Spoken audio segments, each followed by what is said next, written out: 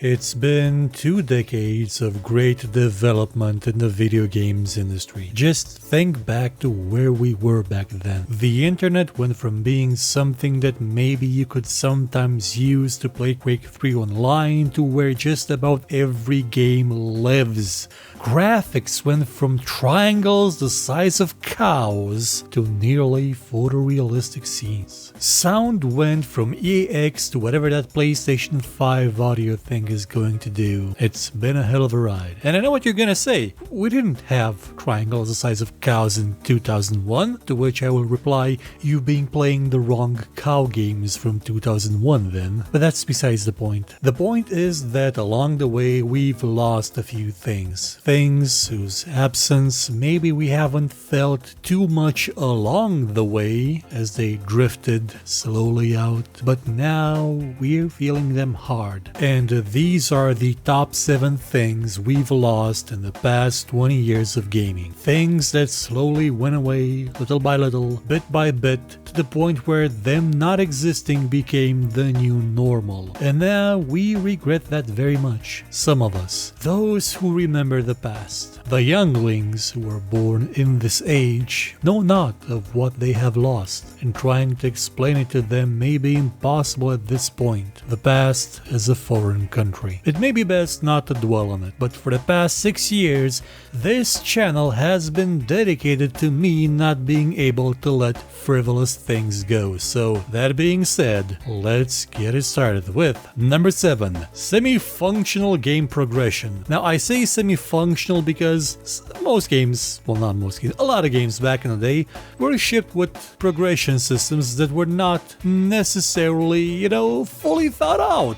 They would absolutely favor one direction, for example, or just have a different direction that was pointless, or have one that was just kind of a trap. Your skill trees, your tech progressions, your resource gatherings, stuff like that. But fundamentally, it all functioned. It was there. It let you progress through the game at a pace that made you feel rewarded in a way for the time you spent actually investing in the things that you were gathering, the points you were acquiring and whatnot. It brought a sense of joy. Not so much these days. You need only look at any Ubisoft single-player game and realize, oh god, progression is a hellhole. It's just a veneer. It is a thinly veiled trap, a disguise, a distraction, something meant to take your mind briefly off the fact that this game doesn't really have any content.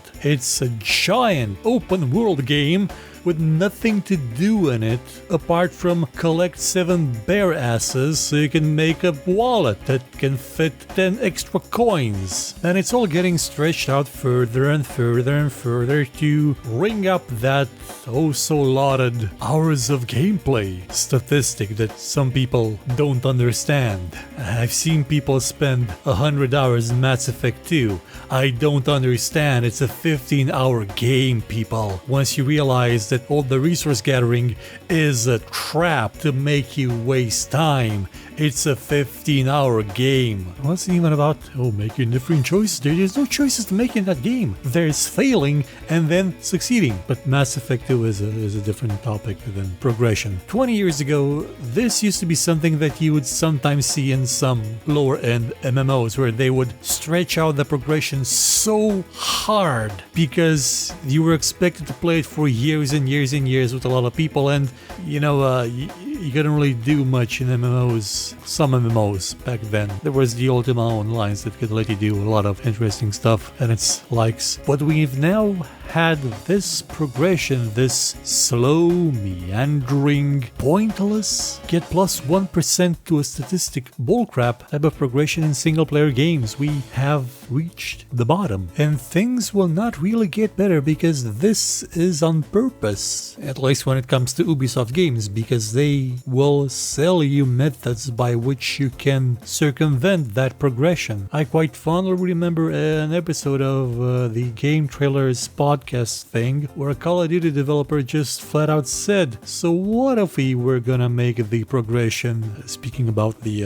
level progression for multiplayer, be a slow, agonizing crawl just so we can sell you XP boosters? That's alright. Deal with it. Hashtag deal with it even, though I don't think... Well, actually no, Twitter I think was a thing back then. You would have kind of expected backlash from something like that, but no, it's still the best-selling franchise of all times. And tactics like this also ended up in the legendary Doritos Pope moment, where a soft drink, let's really call it what it is, poison sold to children, was having a super duper double XP promotion that could have only been achieved with the poison in question as a sponsor, because otherwise, where would the XP come from? It doesn't grow on trees. Progression used to mean something in games. When you increase your level, you didn't have infinite prestiges. At some point, you got to the top and you could look down and say, yeah, this was a hell of a ride. I wonder what's over there. It comes back to the fundamental idea that all MMOs and similar games fundamentally misunderstood progression. But that's a different show that you can find on the channel called The Dark Age of the MMO. So, moving on. Number 6, cheats. Remember cheats? Like, really, do you remember video game cheats? Do you remember the Lara Croft tomato outfit from Tomb Raider Underworld?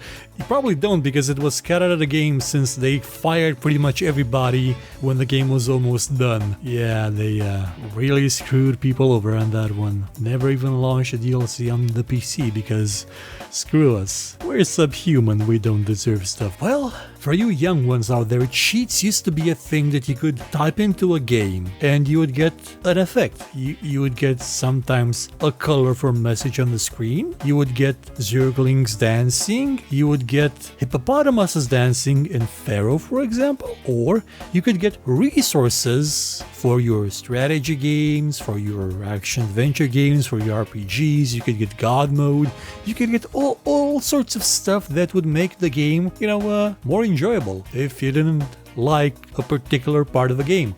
That's not what we do anymore. We sort of decided that that's a faux pas, if you will. Now, cheats are something that you pay for via DLC. Again, looking at you, Ubisoft, you've done this so many times by sabotaging your games and just selling people the methods by which they can circumvent that sabotage. And apart from Ubisoft's greed, one of the reasons why we don't do this is that games no longer function like they used to. You're not just playing a game by yourself, you're playing in a sort of quasi-pseudo-meta race with everybody else, even though there's no point to it, which just makes you wonder why. They keep touting accessibility features, but just put the cheats back. We liked cheats. They were fun. They were hilarious when you would type the cheats from Doom in a Doom clone and they'd kill you. Or when you'd use no-clip in a build engine game and run into places where the developers thought you may go to with a no-clip cheat on and wrote stuff on the walls like, are you small or are you cheating?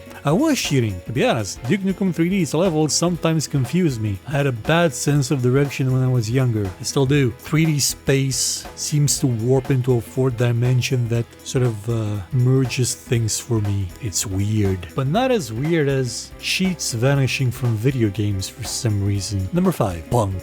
One of the driving forces behind video games was a punk attitude. An attitude of, we will not bow down to the authority, to the man, to the people that would see us just be slaves. Just cogs in a machine that is built to wear down humans to the point where there's nothing left but a robot. That's how the games industry was founded. That's how it was rebirthed when, it became the thing it was fighting for. In the 90s was, in large segments, about punk, about fighting against the man, authority, spitting in the the face of power and a lot of cool punk music. We really can't gloss over that. It was just great. And we kind of lost that in the past 20 years. It's not about punk anymore. It's not about by gamers for gamers. It's not about design is king or whatever Iron Storm's motto was. It's about,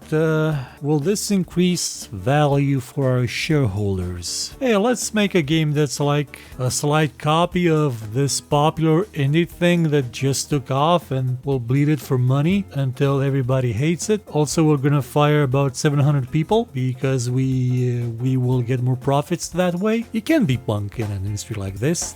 There's no way. They'll pay a lip service to, fighting against the man, but they'll never do anything truly brash, truly controversial, something that will really stir up society and make people think about why everything is so crap. Maybe once in a blue moon, maybe once or twice in a blue moon, you will get a Spec Ops The Line. But my god, people, it's been 20 years since Metal Gear Solid 2. That game predicted where we were going with the internet and nobody stopped it. The industry now at large is just trying to make money any way it can. It'll appeal to the lowest common denominator. It will bow down to pressure from anybody with a big enough Twitter account. It will support downright criminal regimes if it means they can still sell games in that country. And it'll just keep on going and churning people, grinding them into dust. The MDs, yeah, they can still be punk sometimes when they're not just caving into peer pressure and submitting to a different authority. The man never changes. May look different, may speak different, but the message is always the same. Toe the line. And that ain't punk. There's no humanity there. Number 4. Offline games. Even 15 years ago, if you were to tell me that one day soon I will be playing a single player game on my computer that requires me to be constantly connected to the internet, I would have said no. There's no way that this can take off. On the one hand, that's because I was poor back then and would never be able to afford a game that, required access to the internet, since I didn't have internet, and kind of also pirated most of my games back then since I couldn't afford them. So playing one that needed constant internet connection was a no-go. On the other, it seemed like a stupid idea, like a terrible, horrible idea. What would be the point then of having it be single player? This coming from somebody who tried once to make a game that had a feature where you could invite other people from the internet into your world, and play together, like not necessarily cooperatively, not necessarily in a competitive way, but live in each other's world and do stuff. Drop in multiplayer from Divinity Original Sin 2. But a single player game played in single player mode,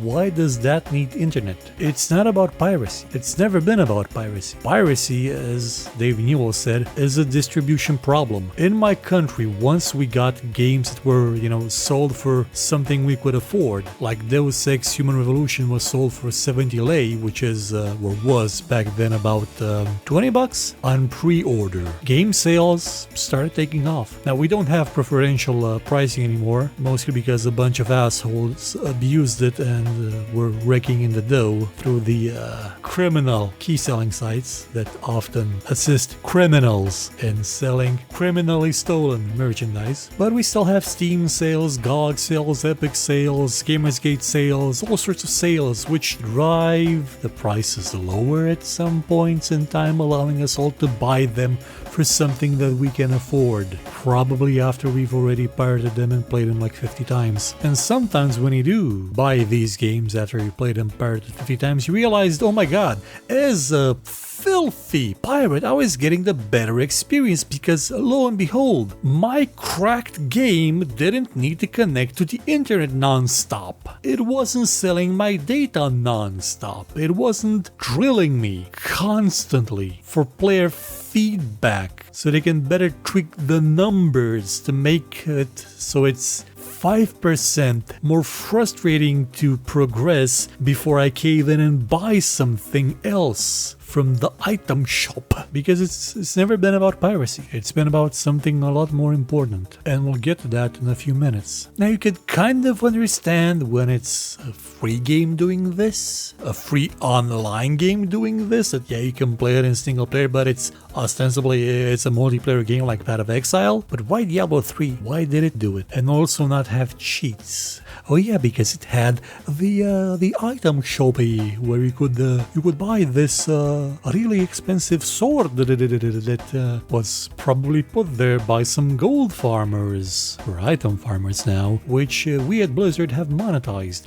There is a book called Reamdy. It was written by Neil Simonson. It basically describes Diablo 3's auction house as it was on release day. Read that book. The game that's actually attached to their auction house is amazing. It would have been well worth the bullshit. But the detail it goes into monetization and why things have to be on the line is just amazing. Because in single player you're in complete control, so it limits their ability to ring you for every nickel. Not that being always online has been beneficial in the ways that you'd think would be beneficial, which leads us to number 3, having real online communities. This is something that went away so fast that even I noticed, and I don't really get into online communities. I did that once with a community I was supposed to manage in 2008 and 9, and that just scared me off communities forever. But the way communities are now built for multiplayer games is even worse. You see, it used to work like this. A game with multiplayer would come out, people would set up their own servers, and they would play on them. Those people would get to know each other by playing together for long stretches of time. They would form kinships, camaraderies. They would understand each other. They would become an actual community. Now, if those communities went on to do good things or bad things, not even Crom will know,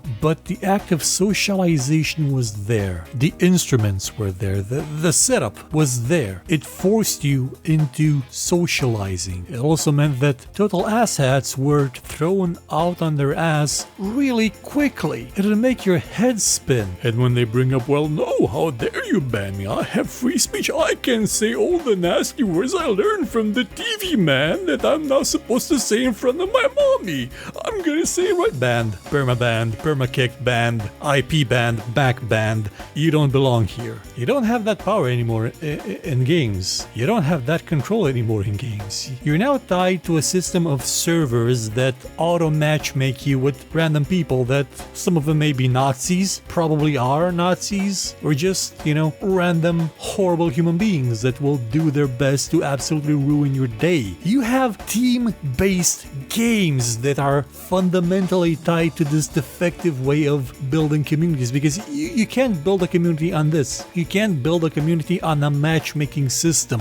It doesn't work. It'll never work. Oh, what are we gonna do? Oh, are we're gonna add them as friends and tell them in private that, hey, you just ruined my day. Please be a better human being. That's not gonna work. That's not how it works. They're just gonna be worse people because they have an audience. They know they can reach everybody. The Xbox 360 ruined online communities with its always online voice chat and matchmakings and just sheer apocalypse level social disintegration, and it's spread everywhere. It's in every game now. Everything is based around that same fundamentally bankrupt method of getting people to play on a server. Now, sure, you may say, well, but that means that people are a lot more likely to find the game. Yeah, they are. But here's the thing. I was playing Team Fortress 2 when odds are I wouldn't really find that many servers available in the morning when I goofed off from work to play it. But I played Team Fortress 2 then. I don't play it now with the matchmaking. There were servers of Wolfenstein Enemy Territory that I just was visiting constantly because I liked the people there. I liked the atmosphere there. I liked how they played, the style they had, because they understood how to play the game in a way that I also enjoyed. And Assassin's Creed Brotherhood, that only had matchmaking, and all of the other ones as well. and that fundamentally ruined the game. If the Assassin's Creed multiplayer had at any point dedicated community-run servers, it would not have needed a Discord server where everybody's gonna say, hey, let's all join a game now, to, trick the matchmaking system to get them to play on the same server, to actually be able to enjoy it. What are communities gonna do now? How are they gonna form? Well, they'll go to Reddit. Yeah, Reddit, that place. Sure. Back in the day, we used to have forums where you would set up a forum for your community. That's not something we do now. It's a much bigger audience now where everybody's vying for popularity, because that's what everything's become. It's a popularity contest to prove that somebody is more into a thing than somebody else and therefore is a better human being. Don't get me started on fandoms. My god, fandoms were a mistake. I'm kinda glad my book doesn't have fans. Back then we didn't have that large scale. It was a couple of people that you would sometimes personally know, and you were there to enjoy a game. It was pure, it was beautiful, it was a lovely oasis, not a salt-filled ocean like we have now. Number 2, launching finished games. I know what you're gonna say. Well, a bunch of games back in the day, they needed patches as well. I mean, none of them, there were some of them who would not really work all that well on launch day. I mean, take Daikatana for example. It couldn't even save manually. You had to find some hidden crystal thing so you could get it saved. That's not proper. Like, is it? In some games just didn't flat out work at all. They were launched. Yeah, that wasn't the norm. A vast majority of games would work when they were launched. Some of them would not run well, some of them would have some problems, but fundamentally they worked when you put the disc in the computer or into the system or the cartridge. We now live in the era of the day one patch that's the same size as the game, often a mandatory day one patch, because without it, it's not really working. And this happens again because the video games industry is built to grind people's bones to dust. Developers especially, churning them out, like literally churning the developers. They put them in a giant bucket and churn them until they make a game, and then they dump them out the window, resulting in games that are not completed, games that are not functional, games that are not where they're supposed to be, and it will not stop. One of the greatest examples in recent memory is Cyberpunk. They outright lied about it working on last-gen consoles. On the PC, yeah, I kinda get it being buggy as hell. That's how CD Projekt rolls. I honestly have no idea why The Witcher 3 worked so well and didn't have as many bugs as all their previous games. I played The Witcher 1 when it was released. It had big issues, but it was really engaging. I also stopped playing it like a quarter of the way through and waited for the inevitable patches, which solidified into the director's cut or enhanced edition or something a year later. And I have no doubt that they're gonna do the same with Cyberpunk, but not everybody does the same. We're getting more and more games that are not finished at launch. They're not even beta. A beta is supposed to be a feature-complete set that's almost there. We're getting alphas. Actually, no. Star Citizen is an alpha, and it's a more stable game than some of the stuff we've seen from AAA studios. That thing's playable. Like, you can go play it right now. It's there. It exists. What's happening here is something called being mocked, or being taken advantage of, or perhaps swindled. For you see, there is such a thing as a time frame in which a game must be made, and a sensible normal human being will allow for a time frame in which the development can proceed as planned. Testing can proceed as planned, and then results from the testing can be implemented back into the game so that the end result is a fully playable game. Psychotic asshats, on the other hand, will have development time, either not test or disregard anything coming from the testing component, and ship it out to meet that Q4 deadline for earnings calling the investors and stocks, something, IPO, I don't know. It's all a sham. At least some people are honest about it. When Warframe came out, they labeled it as being still in development, not being ready, and, needing work.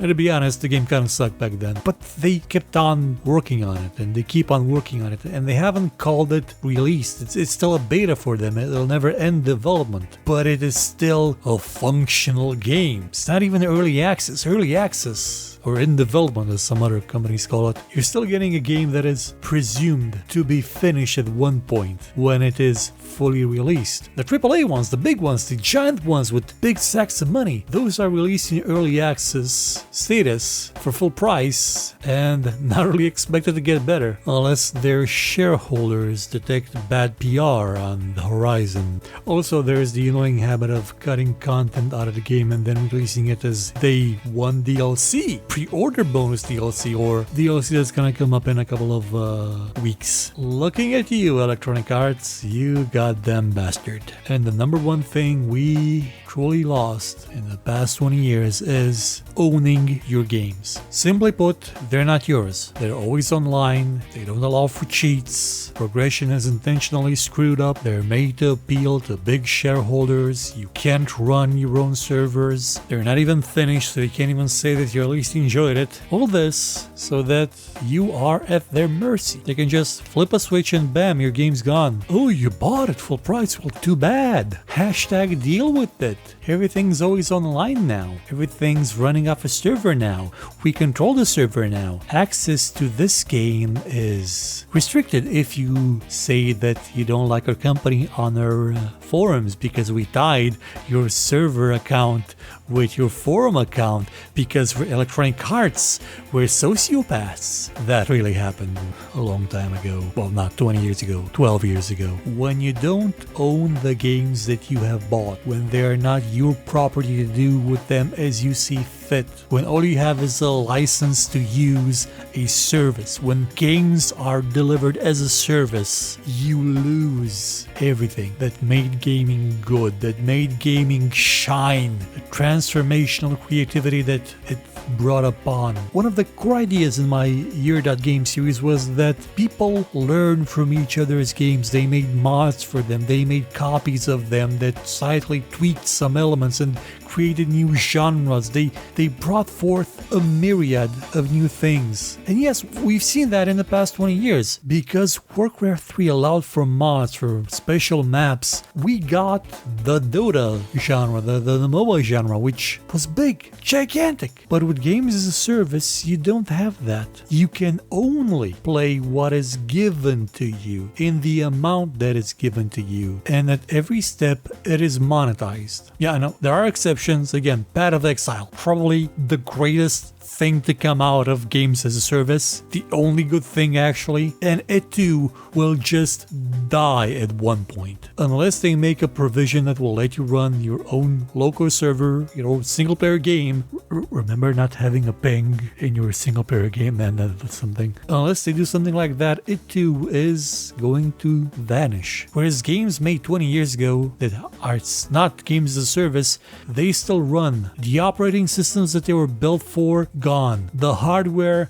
dust. Their source code vanished. But they can still run. People can tweak them. People can modify them. People can get them to do whatever they want because they own those games. They have the right, the freedom to do with those games as they see fit. But when we are dealing with games as a service, with games that you no longer have as yours, as your inalienable property, is something that you can store offline without the need of an account, without the need of some external tool to validate that you have indeed purchased this game, then you are just one snap away from losing access to it. Whether it's because you are banned from an online game because you are a total and complete waste of humanity, whether it's because Cliffy B showed you the middle finger and then claimed it's because of you that he left the gaming industry, whether it's because the developer just went bankrupt and nobody bought them and everything got shut down, or because the developer was shut down by the parent company who decided to go into a different direction, which involves being terrible, the end result is always the same. You lose access to something that in some cases you even physically have in your hands. That is dangerous. That is a horrifying concept. But this is how always online, games as a service, things you do not own are designed to be. They do offer some conveniences like, I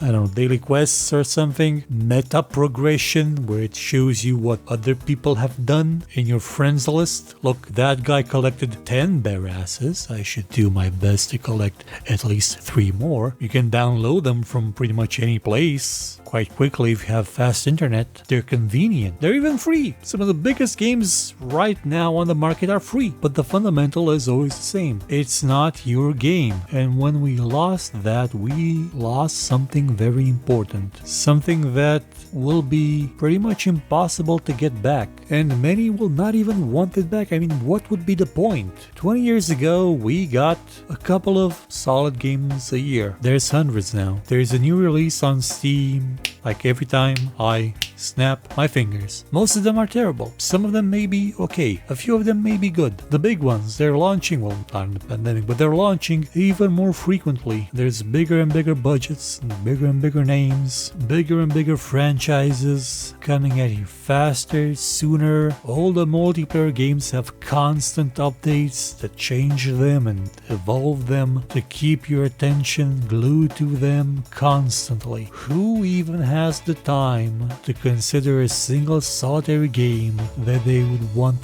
to own? You just look back at Metal Gear Solid 2 and consider that thing was more on the money than you could have thought it was possible for it to be. So ends another depressing show. This has been the top 7 things we've lost in the past 20 years of gaming. A few special mentions are awarded to demos. They're kind of coming back now because of the Steam, game festival. They're kind of coming back, and I really appreciate that. So that's why they're kind of a special mention, not in the full top 7. Also to walkthroughs, the written form of a walkthrough, which some of them were made by very talented people with a lot of dedication, which enriched the game itself. It really made you want to play them, whereas now you can just look up a video of somebody playing it. Also to Let's Plays, not the YouTube variety. I mean the old ones where people wrote stuff down and put effort in it and made funny little things with dialogues and stuff. And there's a Let's Play archive. You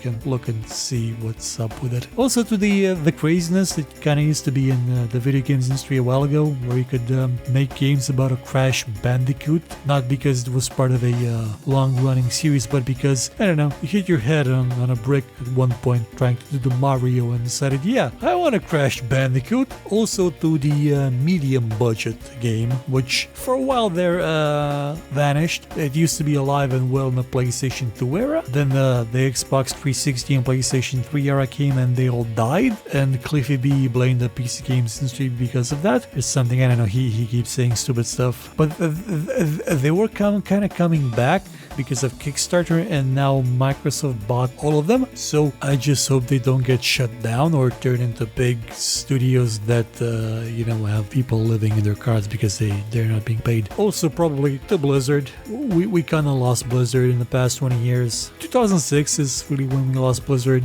StarCraft 2 was kind of the last thing they did before becoming fully Activision and succumbing to being a pile of assholes. Goodbye.